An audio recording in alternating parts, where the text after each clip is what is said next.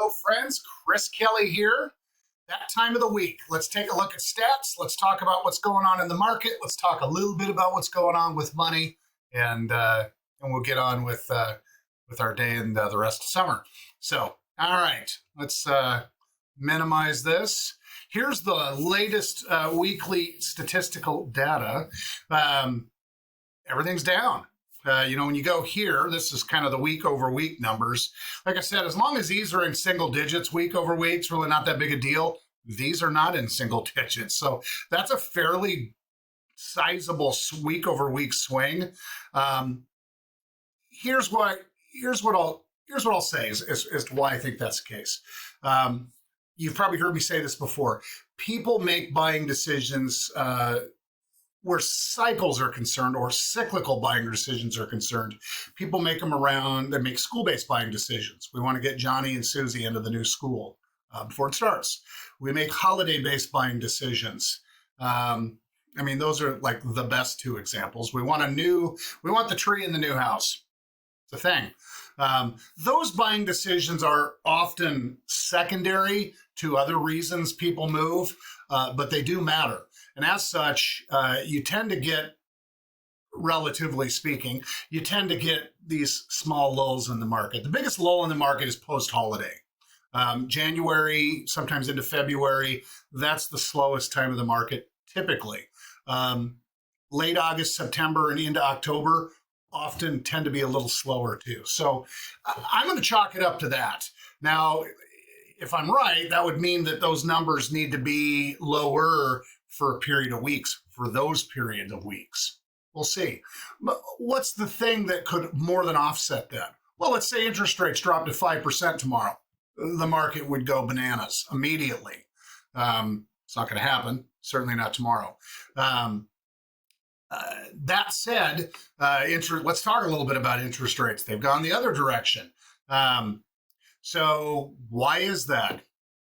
I'll come back to that in a minute. Actually, I'm gonna get back to the data while I have it in front of me. So I'll talk a little bit about average median sales price. I've said this bumps around a bit. It has.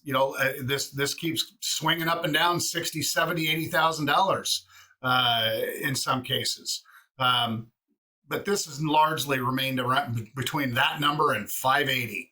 This one's largely remained between 6 and 680. So it's a week over week number, so those swings are actually less concerning. If there was a period of weeks where they were where they were trending, that would be a whole different deal.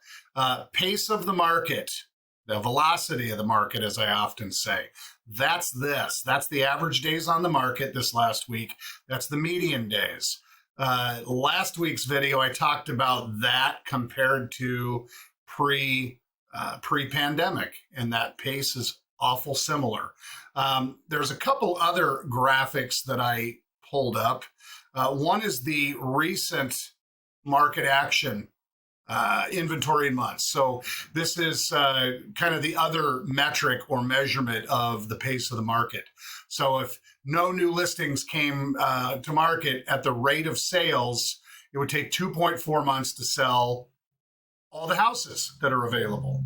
You can see historically here, i.e. the last couple of years, that the pace of the market has been disgustingly fast and inventory has been ridiculously low. These numbers should never start with a 0 or a 1, really, or even a 2. But I've said the market's been pretty fast paced for a long time.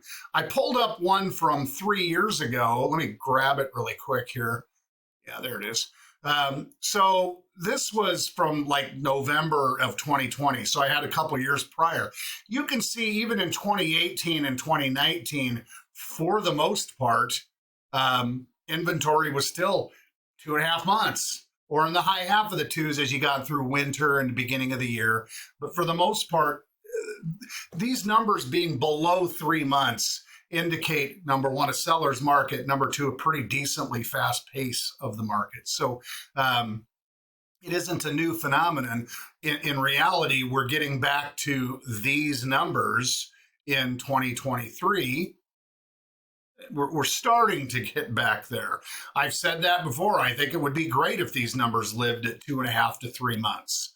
The pace of the market would normalize at that pace, and that's a really nice, acceptable seller's market pace. All right, so there we go. I think that's probably, I mean, the long and short of it, there's just less gone on last week. Now I'm going to get back to interest rates. Why is there less going on? Some of it's what I said. The other thing is just the cost of money is stubbornly staying high. In fact, it went up. The cost of money for most lenders was into the sevens this week. The cheapest number I heard quoted to me was right at 7 or 6.9. So, you know, I've said a gazillion times on here, well, interest rates in general follow inflation. And when inflation comes down, interest rates come down. Well, inflation has been coming down, but interest rates haven't. I dug around a little bit. Usually there's a couple of places I get my articles every week, but I did a little digging around and I found some article from a local e-paper, if you will, about it, and it was a decent read. I'll attach a copy of it here, but you know, the last part of it said one of the big reasons the U.S. has avoided a recession so far because overdoing it, where cranking up the interest rates are concerned, could result in that. But one of the big reasons the U.S. has avoided this so far is a resilient labor market that keeps hiring. In July, employment increased by 187,000 jobs, making it 31 straight months of positive job growth. The labor market in particular has been surprising because as long as people are getting jobs and getting raises, they are spending money. And consumer spending is 70% of the gross domestic product, or GDP. Well, the long and short of that is, I think Chairman Powell and the Federal Reserve is going, hey, even though we've seen inflation come down, too many people are working and spending money, which is going to keep upward pressure on inflation, and they're worried it's just going to go right back up. So all of that to say, inflation coming down in and of itself hasn't immediately had an effect on rates. There are certainly other variables, but I do believe that it is just a matter of time before long-term interest rates, i.e. mortgage rates, follow what inflation has been and likely will continue to do, and that's come down. So again, what's the bummer in all of that? The good thing is that interest rates come down. The bummer is that the cost of buying a piece of real estate is going to immediately go up. That price is going up. You count on it. If rates turned to 5% from 7%, which would be a ridiculous change over a day, but if that happened in a day, the price of real estate by day 2 would have changed dramatically. It would happen that quickly, in my humble opinion. So, you know, I guess all of that to say is, on the investment side of things, there's always a way to find opportunity in every market. So, getting hung up on that in and of itself, maybe one has to look at it a little differently. Now, for the consumer, just Mr. and Mrs. Home buyer looking to buy a home for their family, move into the bigger home, whatever it is, again, it's a season of life. Is it the right time in your life thing versus the cost? There is no question it is much more expensive to buy a house and buy a mortgage payment than it was. And it may be a bit before that comes down a bit. But like I keep saying, it is easier to change that interest rate later. In fact, it's the only thing you can do versus changing the price of what you paid. The price of what you paid for it, that is what it is. The interest rate, it can change. So again, it just boils down to, is it the right time in your life? Okay, well, that's what I got for today. So as I always say, until the next time.